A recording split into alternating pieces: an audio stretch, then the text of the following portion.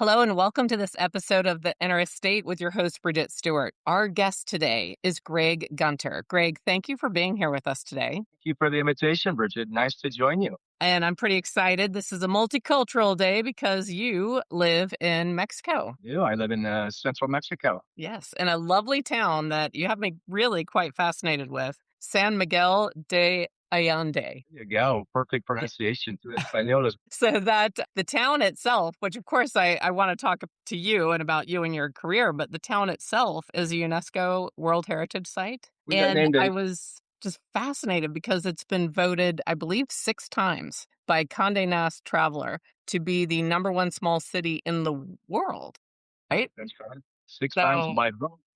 By both Condé Nast Traveler and Travel Leisure, both of them have voted as six. They each have their own readership. Not some editor that's deciding that, it's the readers that vote. So they submit their votes. Many of them, of course, have been here. That's why they're voting and going, oh, yeah, I love that city. That's where we're voting it for number one again. But yeah, 6 years now, not all in a row, but over the last decade, we've had 6 of those years we've been number one, which is just, not even Paris has had that. I mean, it's a fantastic accolade to have for such a small little town of 150,000 people. it's really remarkable. Now, and I love to travel, so you already have my curiosity piqued. Be prepared to give me some recommendations for your town and to meet me for coffee when I come to visit. But Greg, Well, I want to shift because the interstate, of course we talk about real estate. Sometimes, yeah, that's our chosen profession, but we're really talking too about the inner estate within each of us. And what do we do to create the lives that we desire? And when I think about what I've learned about you so far, I believe that you're doing that every day. So could you share with us a little bit? Because then the reason I mentioned that, you have a degree in architecture. Yes. And you also have a MBA. I was going to say, I have an undergrad in architecture and I have an MBA in real estate and finance. And you have not lived in your beautiful town for your entire life. So when I think of someone that is purposefully and with intention creating that life they want to live, those to me are signs that you're doing it because, now are an expert in real estate, an expat in Mexico, helping other people with their retirement and their real estate needs in your beautiful town. So tell me, can you share with everyone a little bit? I'll quote the talking heads, how did you get there? The I'll paraphrase the talking heads. How did you get there? Well, I had I'm a very goal oriented kind of person. Anyway, that's just kind of my nature. And I had made a decision back in my 40s that I wanted to semi-retire at 50. And I thought I'd semi-retire. I thought I would still be running my old business. And I still had most of my family was still alive at that point in the United States. Much as I love Italy, I needed something that was going to be a little closer. So Mexico seemed pretty kind of obvious to me. I had a timeshare in Puerto Vallarta and another timeshare in Cabo San Lucas. So we came to Mexico at least once and usually twice a year. So that kind of made sense. However, in my particular case, I can't take the humidity. Oh, yeah. I came in the environment my last few years in high school. I said, oh, I'm never doing that humidity again. And when I wanted to make the move, I wanted to be here full time. I knew I wanted to be here full time. Many people own a condo or a place on the beach, but they're only there 2 weeks a year. Right. And that's okay. 2 weeks of the year, practically you can handle the humidity even for 2 weeks. But living there year round on the coast, you have to be under an air conditioner for 7 months of the year there. Anywhere on the coast, Puerto Vallarta, Cabo San Lucas, Mazatlan, Cancun, all those places. So climate was very important to me. I'm a weather snob. I've lived most of my adult life in Denver and San Diego. Okay. And that, so there are only two inland places really in all of Mexico that are good expat destinations. One of them is a little community called Ajijic on Lake Chapala down near Guadalajara. Okay. It's a relatively new town. It's not that old of a town and has a limited number of, how do I put this politely? A limited social and cultural infrastructure. Okay. That's one way to kind of put it. Wind is blowing my curtains, so the curtains are kind of coming into the. It's a beautiful day here. Atmospheric. Yeah, I was going to say. By the way, team, it's March 2nd, and we're filming this with 87 degrees and sunny outside. It's gorgeous, beautiful, like 13% humidity. I mean, it's we're at 6,400 feet in altitude, so the climate is wonderful.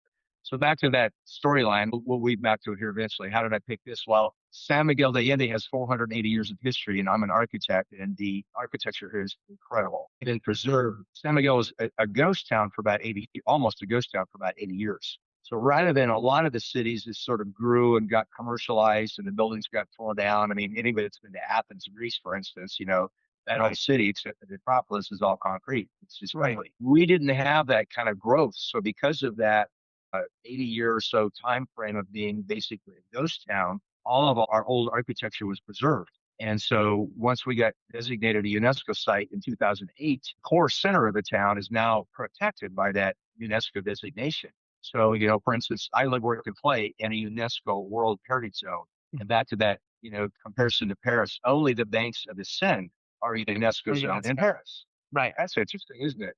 Live, work, and play in a UNESCO zone. So that's a really interesting comparison, and that was a no-brainer, to be honest with you. The comparison between, so I moved to Haiti or come to San Miguel. San Miguel won hands down Right. It was not even a contest, really. in the contest. And one of the things that you learn once you get here is we have the largest English language, social, and cultural infrastructure of any place in Mexico. So as an expat who doesn't speak perfect Spanish, you're looking for something to do. I joke that if you live on the beach, your entertainment options or who has the best happy hours at 2 for 1 or 3 for 1. Is the singer that's strumming the guitar, is he drunk or is he still sober? That's the entertainment options of the beach. Here we have the opera, the symphony.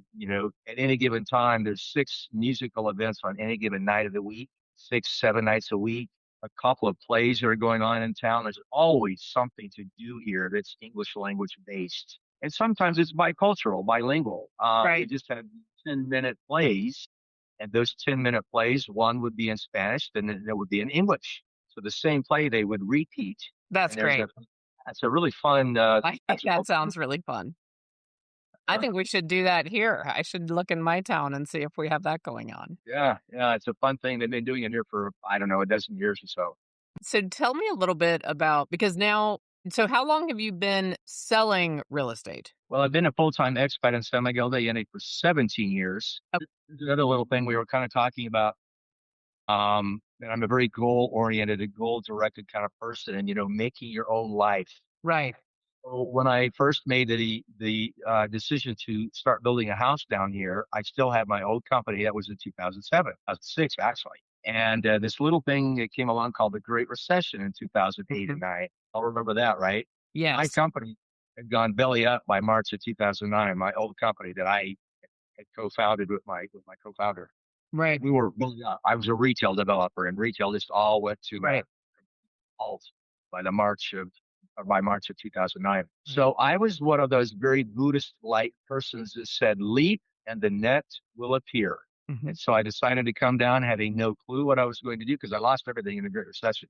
I had to Right. start over. I was really starting over. So the semi-retirement plan did not work. The getting here by 50 worked. I did move here at the age of 50, but unfortunately not semi-retired. Right. So I pilfered around a little bit in marketing and public relations because that's what I love to do. And was not successful at that. I mean, you're competing with Mexican wages to do that. So I got into real estate. And it was kind of a natural segue for me. I was a retail developer previously, but early in my career, I was a residential architect, Right. and I've been building homes with my own hands since I was 15. I built my own first home here, so I know about building them in Mexico, which is very different than building them in other parts of the world. So it was kind of a natural segue, being an architect, doing art residential designs. I built 3 of my own custom homes. It was kind of a natural segue to get into real estate here, and thankfully, it's a way to actually earn a living. I think it's fantastic. And you practice with Berkshire Hathaway Home Services. And And I the believe broker, that your location has actually received some accolades. well, you mean our office location? Well, Yes. we're kind of considered the first and flagship office for Mexico for the brand. That's what I meant. Yes. I opened the very first office here in Mexico for the brand. It's great because I inquired of them cold and just said, "Hey, aren't you guys about ready to open an office in Mexico?"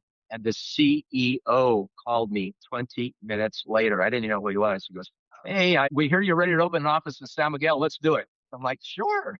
My goodness. I mean, that's amazing. It And was. It was a that was an instance of you just took the action. You just made the call, and exactly. and then look what that allowed into your life. So exactly. That's an action I'm taking and driven toward. I had been working for another real estate franchise down here in Mexico for 8 years prior to doing that. So I was not getting the support and I mean, it's a long story, but I was not getting the kind of support that I needed. Right. And I thought I could do much better and not be giving away 30 cents on every dollar that I earn Right. if I owned an office. And so it was a natural segue to kind of open up my own office. And the good thing about my office is that I am in partnership with a local Mexican woman who has had an office here for 25 years. So we like to talk about our franchise. We are the first bicultural, bilingual, bicultural office in all the franchise of 1,500 offices. Basically, we're the first bicultural, binational one based I in think that's Mexico. great. That's great. So tell me a little bit about um truly becoming an expat, and were there difficulties there? Were there things that surprised you? Was it easier than you thought? Tell everyone a little bit about making that move. I needed a little bit more of an English language infrastructure because when I moved here, I spoke 3 words of Spanish. Oh, Quiero, Really? Taco Bell. Wait, that's Right. Yeah. Una cerveza, por favor, those kind yes, of yeah. ones that you learn when you go to the beach. Right. So I needed a little bit more of a social English language infrastructure, when I moved here. And San Miguel thankfully has that. However, one of the things that all of us locals do like, and I kid with my clients, my buyers who are coming down, I say, the wonderful thing about San Miguel de Allende is, you go to Cabo or Puerto Vallarta and the waiter walks up and goes, "Hi, I'm Jose. I'll be your waiter tonight." And here, the guy walks up and says that in Spanish first. And if he tells you you're really struggling with your Spanish, then he'll switch to English for you. But we love it that we are really, you go to Cabo San Lucas, you feel like you're in Miami Beach. I That's mean, right. it's a whole different vibe. Here, we've got the 480 years of history. We've got the architecture. We're like the Philadelphia of Mexico, Mm. where the independence, the revolution started here. So it's the president of Mexico for most of the time I've lived here has come here every other year. The president of the whole country comes Right. here, right? The independence. So it's really got a fascinating history from that perspective as well. It's really incredible town. So if someone is listening to us and they found us because they're interested in becoming an expat, what are the first steps someone needs to take? If someone's listening to us and they're freezing cold in Michigan right now. Life's too short. Don't put it off. Come down and visit. I mean, you don't know until you visit here. Now, frankly, maybe I'm a little, well, no, I wasn't biased when I came. I mean, got here and within 24 hours, I said, I'm going to live here. I come back again the second visit. And when I came that second time, I said, I'm not leaving until I have a piece of land to build a home. And sure enough, I did get a piece of property that one visit. But, come down and visit, let yourself learn a little about the culture, the history that, we have 650 restaurants in this phenomenal town. We have more entertainment than you can stand to do. I had clients that came here and he says, Greg, I'm from Manhattan. I think I'm going to be bored stiff in this little old tiny town of 150,000. He comes to me at the end of the week. He's like, I'm exhausted. My wife's had a Saturday night this week. I'm exhausted. There's too much to do here. We call it the little Manhattan of Mexico. That's incredible. So you know what?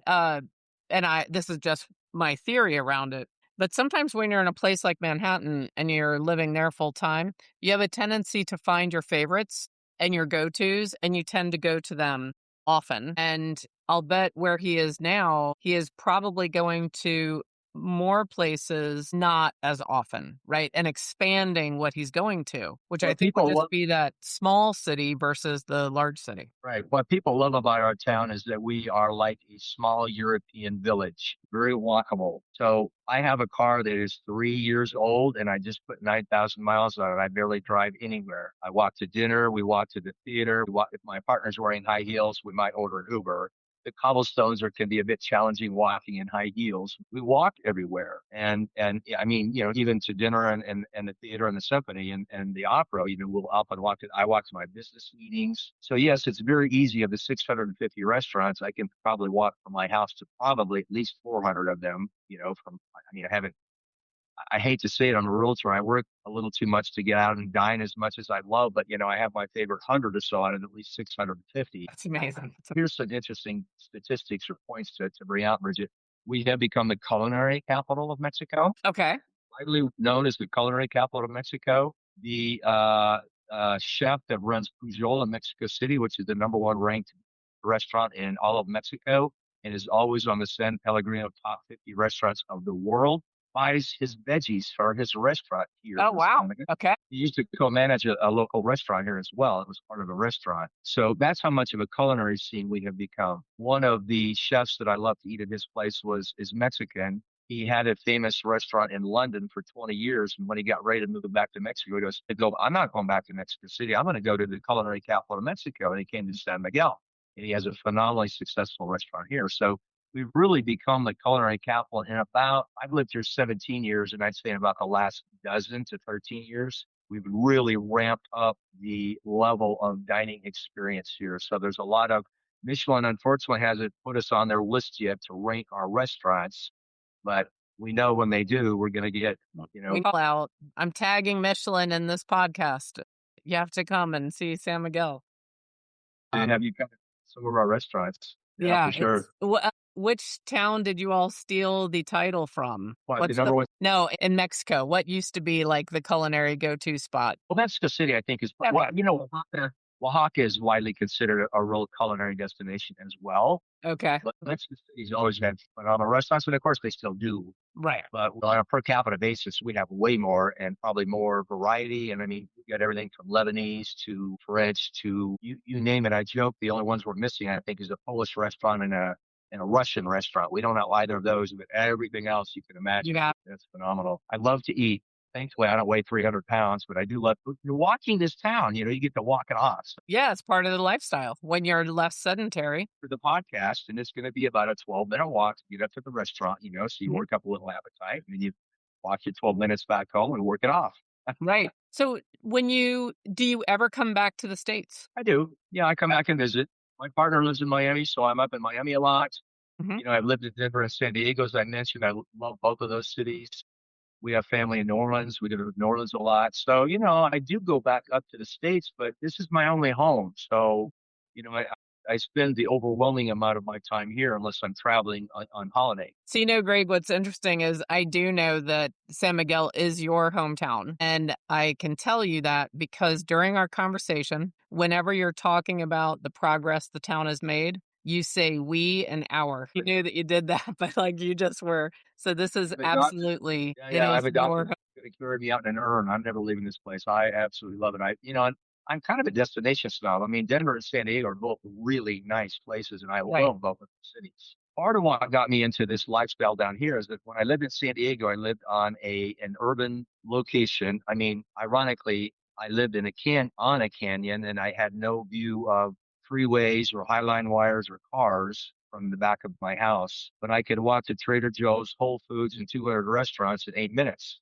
Right. I could walk. And I said, I want that lifestyle. Yeah. And I came to San Miguel and I said, I can mimic that here. I can replicate it here at 1/10 or 1/8 the cost. I mean, the affordability of living here is just amazing. Actually, I do want to go into a couple of practical questions because I do imagine that there's someone out there listening to you and I right now, and they do have a desire or interest in becoming an expat, but they probably have some unanswered questions around it. So I think a lot of people have a misconception that in order to do what you did, it would actually be incredibly expensive. What could someone expect if they're again, I don't want to pick on Michigan. They're sitting in Wisconsin freezing right now and thinking about the humidity coming in the summer, and they want what you have found, but they're concerned thinking it's going to be too expensive, it's going to be too difficult, it's going to, that's something that was great. Hooray for Greg. It's great he was able to do that, but that's not something I could do. What Well, would you Shane, say to them? if you're listening, remember I just told you a few minutes ago that I lost everything in the Great Recession. So I did not move down here with a big nest egg. I had a home waiting for me. I'd already built my home, so thankfully I already had a home waiting on me down here. But I lost that nest egg in the Great Recession, so I did not have that as a. That was I was hoping that net was going to appear. The old Buddhist saying, "Leap the net." Right. Well, it did appear, not that quickly, but it did appear. So I make more money than I've ever made in my life and living a very comfortable lifestyle. But you don't have to do that. You can live very affordably down here. You'll see news articles. I have a Google alerts that comes in every day, and San Miguel de Allende is one of the terms that I have because I like to see what comes up in the press. Right. I bet 3 times a week you'll see an article that comes up about how you can live in San Miguel de Allende on 2,500 bucks a month. That's a great idea. It's a very affordable, utilities or, electricity's a buck a day. Your cell phone is a buck and a quarter a day. Your internet's a buck 40 a day. I mean, all the overhead expenses are way cheaper. The cost of a home, if you're coming from the coast, can be 1/8 to one Right. sixth of a coastal home. We're Right. about the same as the Bible Belt or the Rust Belt. But Okay. once you have it, the carrying costs for that are much, much cheaper. So it's staffed is wonderful. I mean, I've been doing my own laundry and cooking since I was 8 years old. I haven't done dishes or cooked or laundry for 17 years. I love that. My maid that is about $6 an hour cooks, she shops for the groceries, cooks, buys my flowers, arranges my flowers, cleans my house, does my laundry, does all my ironing. And she's about $6 an hour. Right. It's crazy to not have, that affordable help down here. And that's what makes it also good for us aging boomers. You can age in place here. Yes. Very easy to find a live-in caretaker to kind of take care of you in your older years. Healthcare down here is much, much more affordable than it is in the United States. In fact, many people, even people like me on Medicare, pay out of pocket for most of it because it's going to be less or the same as your copay. Might be up in the United States. Right. So healthcare is excellent down here, and health is excellent. I mean, it's just the overall affordability of the lifestyle here is very affordable. So yeah, don't put it off. Don't wait till you're 70 years old. I joke my average demographic is 70. I'm like, don't wait till 70. Well, What it's am I doing? funny, and I'd love your input on this. I know that you are a specialist in Mexico, but I think it runs a little bit more expensive if you're an expat and you go to Western Europe. I think that runs more. It's a whole different, like one of the advantages about moving up to Mexico is we do not have a dual taxation. One of the reasons why I've never moved to Italy is because I've heard that Italy will tax you on your American income. Right. I'm say, I already have to pay taxes to Uncle Sam. Why should I have to pay to Italy also? So one of the things about Mexico is you do not pay double taxation. So that's That's wonderful. great to know. And So by the that's way, if any of you want to reach out and connect with Greg, wherever you're consuming this podcast, his contact information will be in the description of the podcast. And it's Greg Gunter, Gunter. And I'm sure that you would be more than happy to help any of them that are considering your town to move to. I talk to clients all the time about the lifestyle here, about what it's like to move down, about, we don't even talk about sticks and bricks until, later in the conversation if ever. I mean, a lot of people love to. That's why part of why I do so well down here, I think, is because people like working with an expat themselves who's Yes, gone through the whole process. that's right. Yes, I You can think help that's every important. step of that process, moving things down, getting your Manahe de Casa, getting your residency visa, getting a driver's license, finding a property manager, sending you to the right endodontist. Yeah, all of it. So, out of curiosity, and I want to go back to something from earlier in the conversation. So, you have this undergraduate in architecture and your master's is in real estate and finance. So, you are using what you learned in your master's in your real estate practice. Do you ever miss the architect side of Not really, because I get to brainstorm with my clients and they're walking through a house and they're going, can I do this? Can I do that? And most realtors go, I don't know. I have no clue. And I can walk them through, yeah, we can open this up. There's a perfect? structure here, but the rest of this we can open up and I can walk them through that. So, it's So I letting all still, your passions come to the fore. yeah, exactly. I think that's great. What's next for you? I tell my class I'm going to do this to the day I kick the bucket. I mean, maybe I'll scale back as I get a little older, but because I love to travel and, I like to take enough time off to travel, but I have a full-time assistant. He covers for me when I'm gone. So, it's marvelous. I mean, I do love to travel, but this city is like living on holiday anyway. Just I was gonna ask you, I was like, I don't know what you described.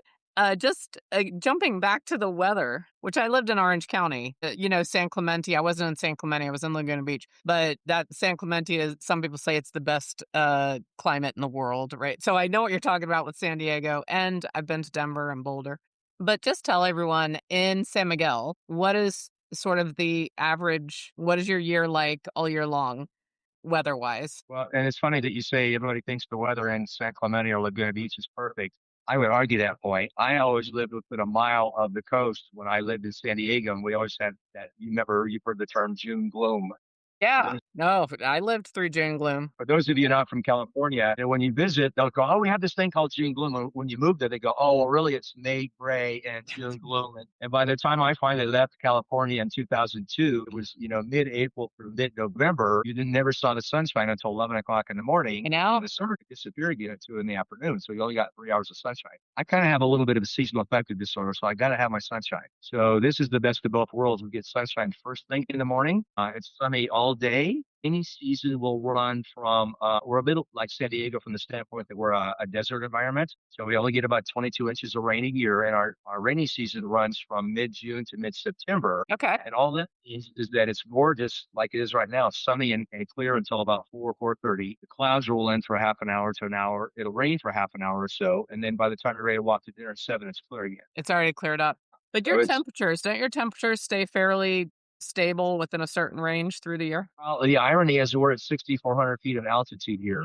So we get a 40-degree diurnal swing in the wintertime. I Gotcha. mean, it'll be wintertime and it'll be a gorgeous 76 during the day, but it's going to be possibly 36 that night. So that's a big swing. And even in the summertime, we get a 25-degree diurnal swing. So even if it's 85 degrees, it's going to be down to a nice, cozy, very sleek, happy weather at 60 degrees at night. Greg, stop trying to sell me. So you just described that's pretty much my favorite weather patterns. So I also left Southern California and I'm in Paradise Valley, Arizona. And aside from that pesky little thing called July, August, September, we have beautiful weather the entire rest of the year and very low humidity. And as someone that grew up in the mid Atlantic region and then lived on the coast, I do not miss the humidity either. Yeah, we So, love it here. Typically in the wintertime, it's about 13%. It's absolutely. right. But even during our hottest month, for instance, May is our hottest month, believe it or not, before the Mhm. rainy season starts. We might hit about 90 degrees, maybe 5 days of the month of May. Again, there's no humidity, so as long as you're in the shade, you're fine. So it's not like you have to retreat to the air conditioner. That's right. It's going to be back down to 65 or so that night. So it's very comfortable, that night. So many people do not have air conditioning here because it's just not Yeah, needed. really. Right. Well, it sounds to me that you are just truly enjoying the life you have created and this path you've chosen.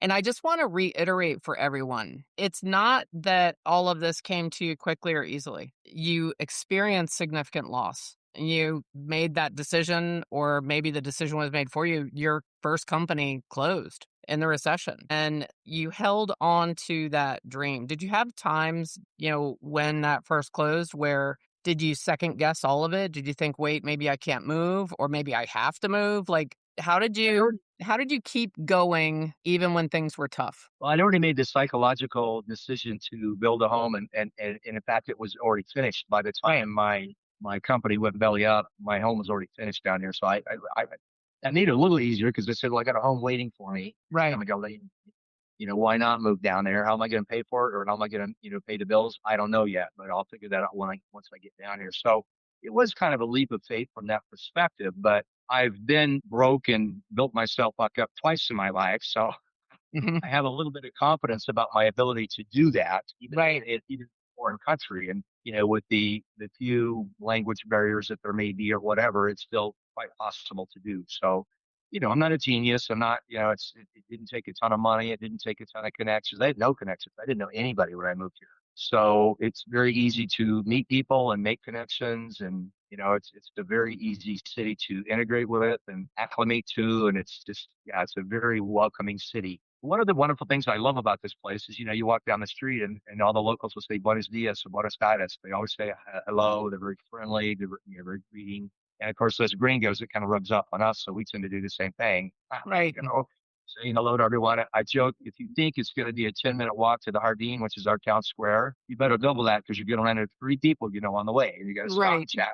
Well, it's just Uh, fantastic. Charming lifestyle. And it's just a real inspiration. But, I was in real estate in Orange County during the recession. And, I joke and say some of these wrinkles, yes, they are from making it through because I stayed in real estate through the entire recession. And I just say not unscathed, but, did it. And I too have rebuilt and it's a choice. And I know that you're saying, well, my house was already built and it was already there. So it made it easier. I've been in real estate long enough. There's a lot of people who may have been paralyzed by fear. And they may have said, oh, all I have left is that house. I have to sell that, and they may have been literally unable to make the move. So kudos for finding that strength within yourself that you were still going to manifest that dream. And as you said it earlier, you didn't know exactly what you were going to do or how you were going to pay for it, but you were going to get down there and figure it out. You did. Yeah. That comes from a confidence level. I mean, I'm a kid that grew up in trailers, having to choose which bills we weren't going to pay that month because we couldn't afford to pay the water and the electric. And I was able to call myself a multimillionaire by the time I was 47. So I know that I have the ability to change that demographic status, if I do get myself to it.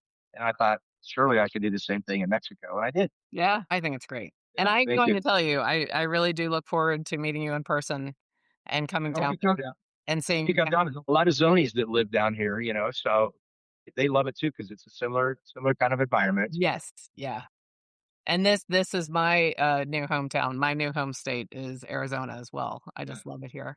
But this Yeah. has been fantastic. I wanna thank you so much for joining us and for sharing about your corner of the world that you've carved out and that you're an example of you pick yourself up and you keep going. And you have the Exactly. confidence in yourself and the belief in yourself that whatever you need to do, you're gonna do, and you're going to make it happen. And as you said, it didn't come quickly. I'm sure you also faced some either hardship or disappointment once you got down there, but you just kept going. And you're a real inspiration for anyone who may be feeling overwhelmed or burnt out or feeling like a failure right now. Doesn't matter. Pick yourself up, wake up that next day, and just keep going. I could give you another 2-hour podcast on the hardships that I've had. What? When I come down, you know what would be really fun? We could record another episode and we could do it in person. That would be cool. That I would be great. do a lot of podcasts here in person also. So that would be great to kind of give viewers an insight of what it's like for you to physically be here and, Yeah.